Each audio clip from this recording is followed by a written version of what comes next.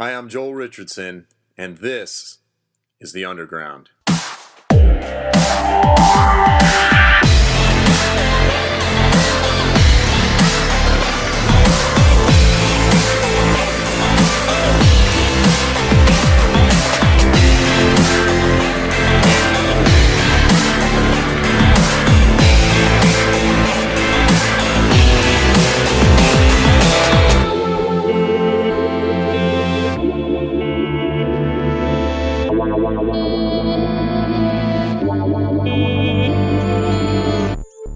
On today's program, I want to take some time to look at the critical chapter of Daniel 2.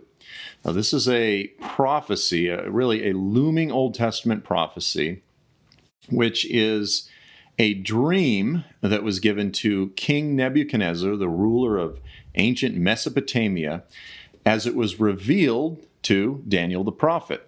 Now, this is a prophecy that I believe has been widely misinterpreted, really down through history by the majority of the commentators on the book of Daniel. This is a chapter that most commentators have looked to conclude that the Antichrist's empire would in essence be a revived Roman Empire.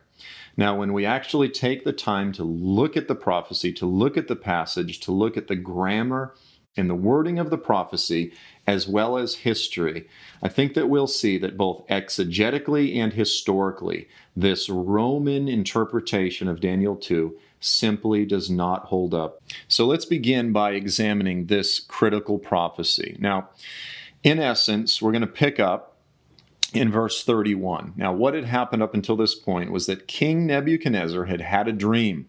And it was a dream of this great metallic statue. And it obviously had impacted him in a fairly profound way. And so he was determined to figure out what it meant. And so he had been calling all of his magicians and his, sorcerers and everyone in his court trying to help him with the interpretation of the dream, and no one could. Until someone suggested that there is this young man named Daniel among the Hebrew exiles, and he is gifted in the interpretation of dreams and this sort of thing. So they called Daniel forward. Daniel says, "Give me a night to sleep on it." Basically, he says, "Let me, have a night. We'll see what the Lord reveals, and then let me get back to you." And so King Nebuchadnezzar says, "That's great." So Daniel does that. He sleeps. The Lord reveals not only the dream, but the interpretation of the dream to Daniel. And so Daniel comes back to King Nebuchadnezzar, and this is where we pick up.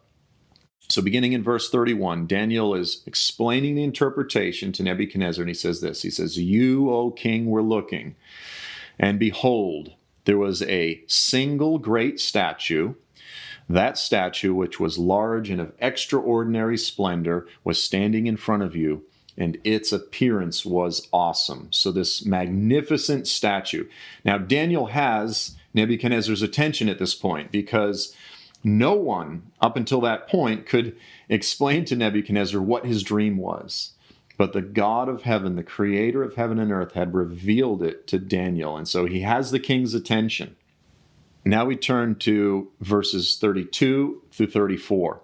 And then Daniel says this, "Now the head of the statue was made of fine gold, its breast and its arms of silver." So its breast, its chest, and its arms of silver. And then its belly and its thighs are made of bronze. Its legs are made of iron. And then its feet, partly iron, partly clay. And then Daniel says to Nebuchadnezzar, "You continued looking until a stone was cut out, not with human hands, and it struck the statue on its feet of iron and clay, and it crushed them." So this great metallic statue made up of 4, arguably 5 different components or segments, and then this rock that's cut out, not with human hands, but through divine means, strikes the statue specifically on the feet, and then the entire statue is completely crushed. Then in verse 35, Daniel says this, "Then the iron, the clay, the bronze, the silver, and the gold were all crushed at the same time." This is critical, and we're going to come back to this. and they became like chaff from the summer threshing floors. The wind carried them away, so there was not a trace of them was found. But the stone that struck the statue became a great mountain, and it filled the whole earth. So when this rock strikes the statue, specifically on its feet, the entire statue at the same time is completely wiped out. All residue and remnants of all of these previous empires diminishes immediately and suddenly, while that rock fills the whole earth and becomes a great mountain, or this is common biblical symbolism for a great kingdom. So the rock becomes a great kingdom that fills the whole earth. So now the traditional view of the four kingdoms that are represented by the statues, the traditional view, of course, Daniel says to Nebuchadnezzar, "You are the head of gold." So clearly the Babylonian Empire is represented by the head of gold. And then virtually all will say that the Medo-Persian Empire is represented in the chest and the arms. And then as you get down to the belly and the thighs of bronze, people will say this is the Grecian Empire, the Alexandrian Greek Empire. And then when you get to the legs of iron, virtually all commentators say this represents the Roman Empire. So the legs of iron represent the Roman Empire. Now, this is based on largely the assumption that from a Western perspective, these were the procession of kingdoms. So we'll just say, well, the Roman Empire came after the Greek Empire. But that's really not necessarily true. Again, that's only true if we are looking at it strictly from the Western lens of history. You know, if you're in Persia, then it wasn't really the Roman Empire that succeeded the Grecian Empire. Rather, it was the Parthian Empire, which in many ways was simply an extension of the previous Persian Empire. And so we need to always be very careful of reading the scriptures from a purely Western lens of history. Because remember, this is a dream that was given to Nebuchadnezzar, who is the king of ancient Mesopotamia, of ancient Babylon. And so really the context of the dream has to make sense to King Nebuchadnezzar. He's the one that the dream was given to, and really not only was the dream given to him, but the interpretation to him as well. So again, it is essential that we take note of the context and the very specific subject matter of the dream. So in verses 37 through 40, we're given that context. Daniel says, "You, O king, are the king of kings.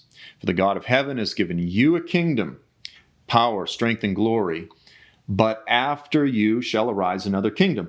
So the context is specifically, again, the passage defines the context. The context is a series of kingdoms that would succeed Nebuchadnezzar's Babylonian kingdom. So he says, "After you shall arise another kingdom, and then another, a third kingdom, and a fourth kingdom shall be as strong as iron." And then he says, "And like iron that crushes, that kingdom will break in pieces and crush all the others." So the dream is about a series of kingdoms that would conquer and would succeed the Babylonian kingdom. And this is really critical. It's a series of empires that would succeed Nebuchadnezzar's kingdom. Now, in highlighting verse 40, we need to really sort of park there for a second and take a look at this. We need to take note of the fact that the passage refers to the fourth kingdom as the fourth kingdom. Nowhere in the passage does it refer to the fourth kingdom as the Roman Empire.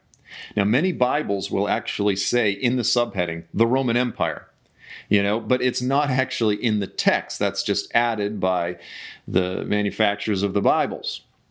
But when we look at verse 40, and I want to look at this from a handful of different translations. This is a critical bit of information that's given to us.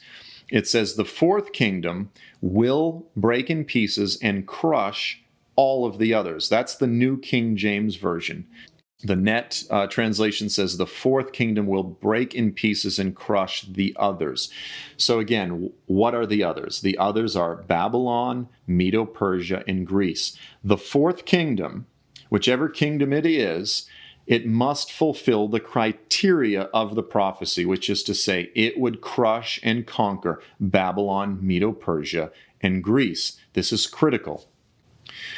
Now, when we actually simply look at maps, we look at maps of the ancient empires, we begin with Babylon. We see that the Babylonian Empire was a significant ancient empire. It ruled much of Mesopotamia, the Middle East. It actually extended all the way down into North Africa, eventually controlling parts of Egypt. And then after that, you have the Persian Empire, the Medo-Persian Empire, a massive empire that spanned all the way from Europe in the west, all the way across to India, down again into North Africa and Egypt, a massive empire. Clearly, the Medo-Persian Empire succeeded and conquered the Babylonian Empire. Then you had Alexander's Alexandrian Greek Empire. This is an empire, again, very similar to the Medo-Persian Empire that swept from Europe all the way across the Middle East. It reached India. It clearly conquered Babylon. It clearly conquered the Babylonian Empire. Then you get to the Roman Empire, and the problem with the Roman Empire is that suddenly, unlike the Medo-Persian Empire, unlike the Greek Empire, everything shifts to the west. Everything suddenly shifts toward Europe. And it was not exclusively Europe, to be clear. The Roman Empire did extend into the large sections of the Middle East and North Africa, but by and large, the Roman Empire, unlike the previous empires, much more so was a Western-oriented empire. Now, the question is, does the Roman Empire historically meet the criteria of the passage? Did it crush all the others? And the answer is not really, most certainly not, with regard to the Persian Empire. Now, with regard to the Babylonian Empire, well, in AD 116, Emperor Trajan did cross the Euphrates and the Tigris, and he conquered what was then really the broken down ruins of Babylon. But really, in just a series of months, historians say that Trajan had a stroke. He withdrew, and then Hadrian, who was his successor from that point forward, really made the easternmost extent of the Roman Empire, the Euphrates River. It never went past that. And so to say, did the Roman Empire crush Babylon in the way that the passage describes? And it's like, no, they kind of really didn't. From Nebuchadnezzar's perspective, the Roman Empire would have been more of a peripheral issue. When we look at the roughly 1,500-year period that the Roman Empire existed, to say that for less than a year it sort of extended its range into the heartland of Babylon, but then quickly withdrew, that's difficult to say that it crushed and conquered the Babylonian Empire. But even more so, when we ask the question, did the Roman Empire crush the Persian Empire? And really, it takes an extreme stretching and twisting of history to say that that is the case. The Roman Empire, overwhelmingly, you could say that it conquered maybe a third of the region, of the geography that the Persian Empire controlled, but it left at least 2/3 of the Medo-Persian Empire completely untouched. And so it would be very difficult to say that the Roman Empire crushed the Medo-Persian Empire. Yet the scriptures say that the fourth kingdom would crush completely, in a very significant way, all of the others. Not 2 out of 3 of the others, all of the others. And we need to submit ourselves to what the text says and not try to force the text into conforming to our particular positions. On the other hand, when we look at the historical Islamic empire, and this is a term that I'm using to refer to the series of caliphates, the series of successor kingdoms after Muhammad died, that together make up what I'm calling the Islamic empire. So you had the Rashidun Caliphate, you had the Umayyad, the Abbasid, eventually you had the Ottoman Empire. And together, these really made up the various dynasties, if you will, that together make up the Islamic Empire. When we look at this empire, this is really the only other candidate in history that we have to look to other than the Roman Empire. And then we ask the question, did the Islamic Empire crush all the others? And the answer is absolutely, completely yes. Geographically, there is no question that the Islamic Empire crushed Babylon. Think modern-day Iraq. crushed Medo-Persia, think modern-day Iran, as well as the Alexandrian Greek kingdom, think modern-day Turkey, and really much of the Middle East. And for a large period of time, the Ottomans actually extended their control well up into Europe and what's in modern times referred to as the Balkans. That whole region was under the control of Islam for really hundreds and hundreds of years. And even today, among the Macedonians and the Albanians in that region, Islam still is a majority throughout that part of the world. For this week's program, we are offering What Comes Next in the Middle East Bundle. This important resource bundle includes the following powerful 6 resources. Joel's newest teaching DVD, What Comes Next in the Middle East. This 3-session teaching DVD examines the 2 critical passages of Daniel chapter 8 and Isaiah 19, understanding what is happening right now in the Middle East and what may be next on the prophetic horizon. Second, you will receive the documentary film, Better Friends Than Mountains, a film about ISIS, the Kurdish people, and the gospel of Jesus Christ. This beautifully made film will inspire and move you to learn what the Lord is doing right now in one of the world's most active crisis zones. Finally, you will receive 4 copies of Dear Muslim Friend. This highly recommended book answers all of the primary objections to biblical faith commonly brought up by Muslims. Not only is this a critical book for all Christians, but it was specifically created to give away to Muslims. Together, these items are valued at over $60. But when you purchase all 6 items at the discounted rate of only $50, you help support this ministry. Go to joelstrumpet.com and order the What Comes Next in the Middle East bundle. So now again, just for clarity, when we compare the difference between the Roman Empire and the Islamic Empire meets the criteria of the prophecy, whereas the Roman Empire only meets it with quite a bit of stretching. Now, this is the reference. What we've been discussing is the reference in verse 40 to the nature of the rise of the 4th kingdom.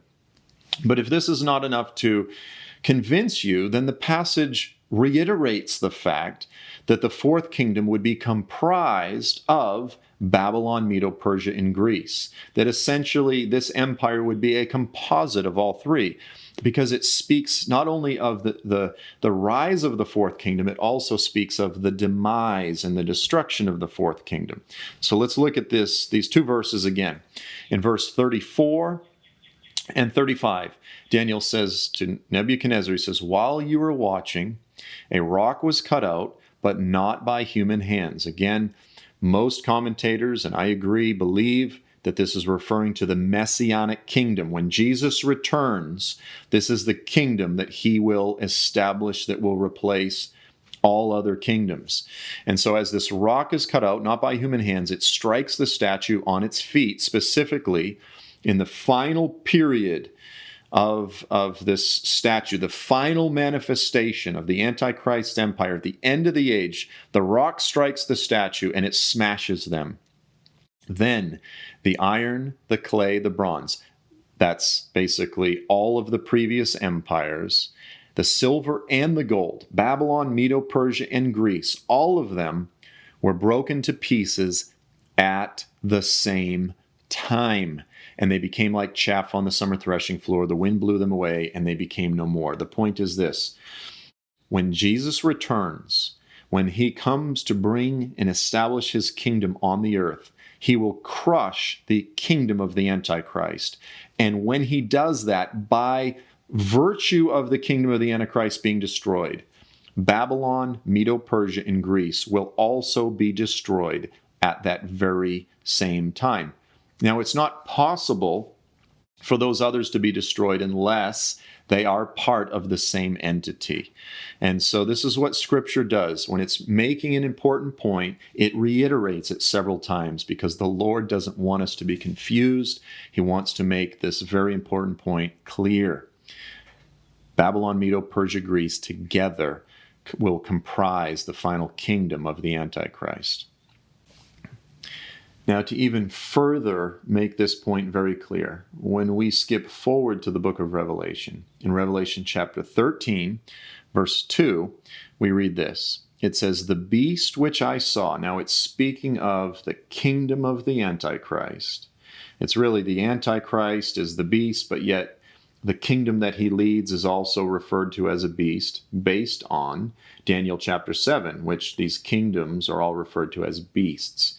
And it says, the beast which I saw was like a leopard, and his feet was like that of a bear, and his mouth like that of a lion. And the dragon gave him his power and his throne and great authority. What is the point here? Is that the final kingdom of the Antichrist will be a composite of the lion, the leopard, and the bear. Now, when we turn to Daniel chapter 7, we see that the lion, the leopard, and the bear is in fact the same kingdoms. They are the same kingdoms that were just referred to in Daniel 2. The lion is Babylon, the leopard is Greece, and the bear is Persia. So in the same way that Daniel 2 made it very clear that Babylon, Medo, Persia, and Greece would comprise the final kingdom of the Antichrist, so also Revelation 13 reveals to us that the fourth beast spoken of in Daniel 7 is in fact a composite of all three previous empires. The Lord has made this point abundantly clear, and we need to pay attention. Now, if we are to simply look at a map and really combine ancient Babylon, ancient Medo-Persia, and ancient Greece, and say, does that look like the Roman Empire? Well, the answer is no. It doesn't look like the Roman Empire. The Roman Empire was largely a European empire that extended into the Middle East and North Africa, whereas a combined Babylonian, Medo-Persian, and Grecian empire is clearly a massive empire which expands over the entirety of the Middle East and extends into Europe. It is a Middle Eastern empire, not primarily a European empire. So we need to take note of this. Another very interesting point that is made in Daniel chapter 2, verse 41, Daniel says, in that you saw the feet and the toes, partly of potter's clay and partly of iron, it will be a divided kingdom. So we know that the kingdom of the Antichrist will be a kingdom that is defined by being divided. Now again, when we look at the Roman Empire, we cannot rightly say that it was a divided empire. Now some people will say, well, you had the Eastern Byzantine Empire and then the Western Roman Empire. Yeah, for a few hundred years, there was clearly sort of a division. But if you're looking at the entirety, the history of the Roman Empire, division is really not something that defined that empire. On the other hand, when we look at the Islamic world, we see that from the time that Muhammad died, immediately after he died, there was a clear division among his followers. On one side, you had those that believed his successorship should go to his family. They became known as the partisans or the party of Ali. They became known as the Shia. And they're really the minority sect of Muslims today, roughly 12 to 15%. And then the majority sect believed that the successorship should go to his friends or the Suhayba. And so they became known as the Sunnis. And again, they make up 85, 87% of the Islamic world. So from the very beginning, the Islamic world, again, meets the descriptions of the prophecy, whereas the Roman Empire simply doesn't. So you can really go down the line and you can see that Islam fulfills the criteria the Roman Empire doesn't. Another critical bit of information is given to us in Daniel 7 and verse 7. And this is where it really once again reiterates the fact that this fourth kingdom will be a crushing, devouring empire. Let's read verse 7 together. It says, after that, in my vision at night I looked, and there before me was a fourth beast, terrifying, frightening, very powerful. It had large iron teeth. It crushed and devoured its victims, and it trampled underfoot whatever was left. Now, what's so interesting is that when you look at the Roman Empire, you can say, well, they had mighty military, and if there was a rebellion, they would crush it. But by and large, the Roman Empire really is known in history, among all other empires, as an empire that created infrastructure. They're known for creating roads. They're known for creating aqueducts. They're known for creating law and establishing order. The Roman Empire, in so many ways, was a nation-building empire of the ancient world.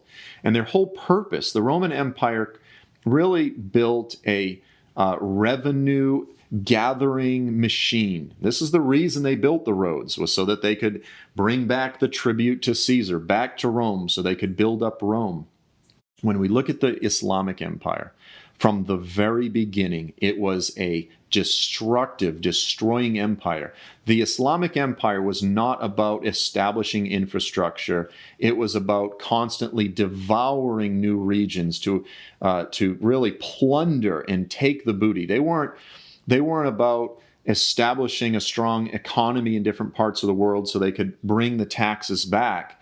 The Islamic Empire is about constantly expanding. And this is a profound difference between the Islamic Empire and the Roman Empire. And once again, the Islamic Empire meets the criteria of the prophecies concerning this fourth kingdom. The Roman Empire fails. The Islamic Empire meets it to a T. When we look at all that ISIS is doing across the region today, we see them ripping crosses off of churches. We see them destroying churches. We see them destroying shrines, erasing previous cultures. This is the pattern that was established by Muhammad's earliest followers during the early conquests, and today we see the same thing. Wherever Islam spreads in its more radical forms, it devours, it destroys, and it erases. This cannot be said of the Roman Empire. And so in conclusion, having looked at the fourth kingdom of Daniel chapter 2, I want to suggest to you that as we look at this statue, that when we come to the legs of iron, the Roman Empire does not fit the biblical descriptions, whereas the historical Islamic Empire fits the descriptions, and we are now in the process of seeing that historical Islamic Empire being revived. It doesn't mean that ISIS per se is that, but we see the Islamic world awakening. We see a call back to a caliphate. We see a call back to unity of the Islamic world. And I believe the days that we are in now, we are seeing the beginnings of the coming together of that final empire that will come to be ruled by the Antichrist. Well, that's all the time that we have for now. I want to thank you once again for being with us. I'm Joel Richardson, and this is The Underground.